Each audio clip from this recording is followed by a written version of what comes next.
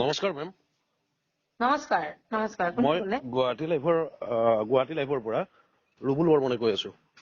হয় হয় কওক মেম, দুটা প্ৰশ্ন জানিব বিচাৰিছো, মানে প্ৰশ্নৰ উত্তৰ জানিব বিচাৰিছিলো আপোনাৰ পৰা। হয় সোধকচোন।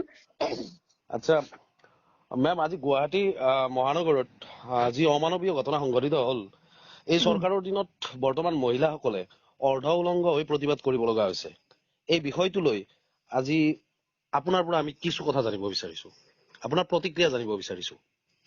হয়, প্ৰথম কথাটো হ'ল বিজেপি চৰকাৰখনক মই আজি 2013 চনৰ পৰা সমালোচনা কৰি আহিছো, 2013 চনৰ পৰা। আৰু সেই সময়টোত মই অসমৰ বাহিৰত আছিলো, আৰু তেতিয়া মই ইংৰাজী আৰু হিন্দীত লিখি পেলাই সমালোচনা কৰিছিলো। 2019 চনত মই অসমলৈ আহিলো, 19 চনৰ কা আন্দোলনৰ এমাহৰ আগতে, আৰু অসমলৈ অহাৰ পিছত মই অসমীয়াত লিখি পেলাই সমালোচনা কৰি আহিছো। এই কথা আপোনালোকেও জানে, সকলোৱে জানে। এতিয়া হিমন্ত বিশ্ব চৰকাৰখনকো মই বহুত সমালোচনা কৰিছো, যাৰ বাবে সৰ্বানন্দ সোণোৱালে মোক 16 দিন জেলত ভৰালে আৰু হিমন্ত বিশ্ব শৰ্মাই মোক 35 ডেজ জেলত সোমোৱাই থলে বিনা অপৰাধত। এতিয়া কথা হ'ল, মই সদায় আপোনাৰ জেনুইন কথা কোৱা মানুহ, জেনুইনটো কওঁ। মই কোনোবাই কথা কৈছে বুলি কথা নকওঁ, কাৰো চিম্পেথিত আহি মই কথা নকওঁ, মই জেনুইনটো কওঁ। প্ৰথম কথা হ'ল, হিমন্ত বিশ্ব শৰ্মাৰ চৰকাৰখনে অসমৰ কোনো মহিলাক উলংগ হৈ প্ৰতিবাদ কৰিবলৈ নাই কোৱা, 1 নম্বৰ কথা। 2 নম্বৰ কথা হ'ল, শিলখাকত যি উচ্ছেদ অভিযান চলিছে, শিলখাকৰ সেই মাটিখিনি চৰকাৰী মাটি। শিলখাকৰ মাটিখিনি গুৱাহাটী মহানগৰীৰ হাৰ্ট অফ দ্য চিটিত অৱস্থিত মাটি। আপোনাৰ চচলৰ ধৰ্ণা গ্ৰাউণ্ডৰ পৰা বেক চাইডৰ পৰা ধৰি আপোনাৰ এই গোটেই মাটিখিনি, এইখিনি আপোনাৰ হাৰ্ট অফ দ্য চিটি। ইয়াৰ মাটিৰ দাম পাৰ কঠা কৰোৰ रुपया, 1 কোটিৰ অধিক। এই মাটিখিনি এই যে আজি উচ্ছেদ হল মানুহবিলাক, তেওঁবিলাকে কাৰ পৰা কিনিছিলে? যদি কাৰোবাৰ পৰা কিনিছিলে তাত ম্যাদী পট্টা থাকিলেহেঁতেন, আজি উচ্ছেদ কৰিবলৈ কেনেকে পালে?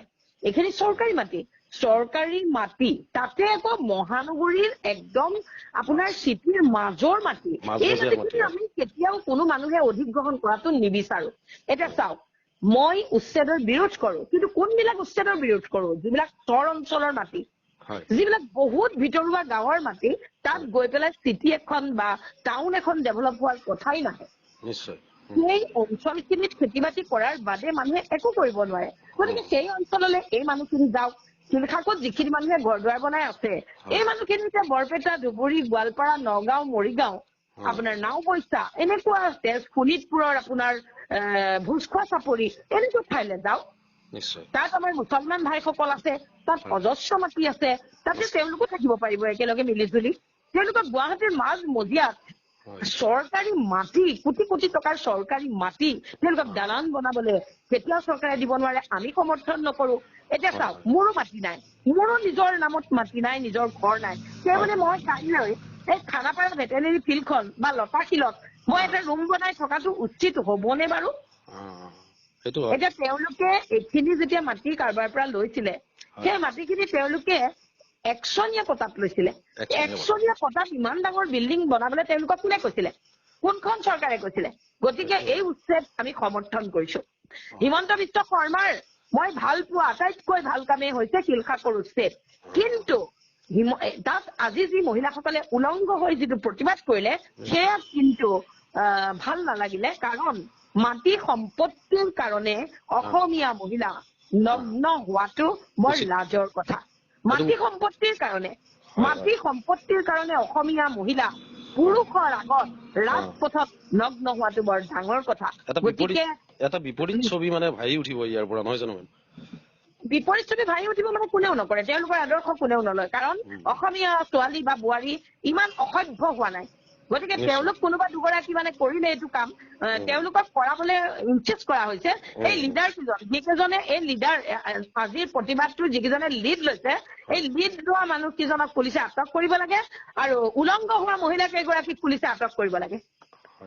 তাততো আপোনাৰ মেম বীৰ লাচি থানাৰ সদস্য গৈছিল, পিছত বীৰ লাচি থানাৰ সদস্য গৈছিল, এনেকে গৈছিল। আৰু তেওঁলোকৰ যোনেই নহওক কাইলৈ এনিবডি XYZ ABC এনিবডি এগৰাকী মহিলাক নগ্ন কৰি কিহৰ প্ৰতিবাদ?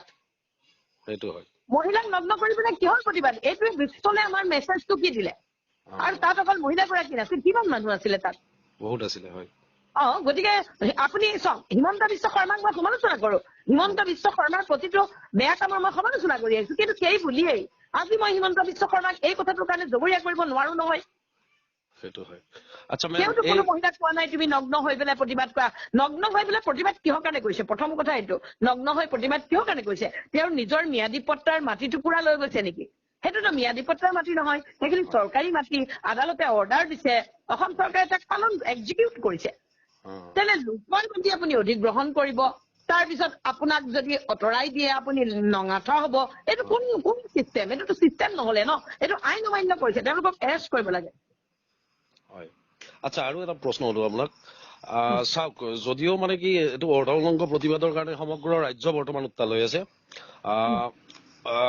মানে মেক্সিমাম সংবাদ পত্ৰই চৰকাৰক জগৰীয়া কৰিছে মেক্সিমামে প্ৰতিবাদকাৰীক জগৰীয়া কৰিছে এতিয়া আমি ক'ব খোজো হিমন্ত বিশ্ব চৰকাৰ বা বিজেপি চৰকাৰৰ যিটো শ্লোগান আছিল যি বেটি বাচাও বেটি পঢ়াও এটা শ্লোগান আছিলে এই শ্লোগানটো মানে এই ক্ষেত্ৰত আজি শিলহাকৰ উচ্ছেদৰ প্ৰতিবাদকাৰীসকলৰ ক্ষেত্ৰত মানে ব্যৰ্থ হোৱা যেন ভাৱ হয় নেকি আপোনাৰ চাওক বেটি বচাও বেটি পঢ়াও এই শ্লোগানটো অন্য ক্ষেত্ৰত বেলেগ হ'ব কিন্তু আজি শিলহাকত এই শ্লোগানটো নাখাতে কাৰণ এই বেটি কিজনীৰ অসমীয়া বেটি কেইগৰাকীৰ কাপোৰ কোনেওতো খুলি দিয়া নাই তেওঁলোকে নিজে খুলি প্ৰতিবাদ কৰিছে এতিয়া বেটি বচাও তেওঁলোকে নিজক নবচালে আজি নিজৰ কাপোৰবিলাক খুলি দিলে গতিকে কোনে বচাব নিজৰ কাপোৰ নিজে তেওঁলোকে খুলি ৰাজপথত আজি চৰকাৰী মাটি লাগে বুলি ক'লে তেওঁলোকৰ কথাটো কি যে চৰকাৰী মাটিত আমি ঘৰ বনাম আমাক খেদিব নোৱাৰিবা খেদিলে আমি নাঙত থৈ দিম এই কথাটোহে আজি অজিত ভূঞাৰ এটা মই ক'ৰবাত আপোনাৰ এটা এটা দেখিলো অজিত ভূঞাই কৈছে যে চৰকাৰৰ দিনত অসমীয়া মহিলা নাঙত হ'ব লগা হ'ল মাটিৰ কাৰণে নিজৰ ভূমিৰ অধিকাৰৰ কাৰণে এইটো ভুল কথা কৈছে অজিত ভূঞাৰ নিচিনা এজন সাংবাদিকে এজন ৰাজ্যসভাৰ সাংসদে এইটো ভুল কথা কৈছে ন' ডাউট আমি হিমন্ত বিশ্ব শৰ্মাৰ বিৰোধী কিন্তু বিৰোধ কৰিবলৈ গৈ আমি এটা ভুল মেছেজ সমাজলৈ দিব নাপায় আজি অজিত ভূঞাই কৈছে যে হিমন্ত বিশ্বৰ দিনত অসমীয়া মহিলাই নিজৰ ভূমি অধিকাৰৰ কাৰণে নাঙত হ'ব লগা তেওঁলোকে নিজৰ ভূমি অধিকাৰৰ কাৰণে নহয় তেওঁলোকে চৰকাৰী মাটি দখল কৰিবলৈ গৈ নাঙত হৈছে গতিকে সেই কথা চাওক মই ঢৌ পুতি যোৱা মানুহেই নহয় যিটো সত্য মই সত্য কম যিটো ভুল মই ভুল কম গতিকে আজি প্ৰতিবাদ কৰক তেওঁলোকে প্ৰতিবাদ কৰিছে প্ৰতিবাদ কৰাত বাধা নাই আৰু চৰকাৰে উচ্ছেদ কৰিবলৈ দিছে আমি উচ্ছেদৰ শিলহাকৰ উচ্ছেদ বিশেষকৈ শিলহাকৰ উচ্ছেদ এই উচ্ছেদৰ আমি সমৰ্থন জনাইছো কিন্তু অসমীয়া মহিলাই চৰকাৰী মাটিত ঘৰ বনাই সেই ঘৰ উচ্ছেদ কৰিলে কাপোৰ খুলি নাঙত হোৱা এই সাংঘাতিক ধৰণৰ এটা ভয়ংকৰ কথাক আমি কেতিয়াও সমৰ্থন নজনাও ধন্যবাদ মেম আপোনাৰ পৰা মতামতখিনি জানি খুবেই ভাল লাগিল পুনৰ নতুন আলোচনালৈ আপোনাৰ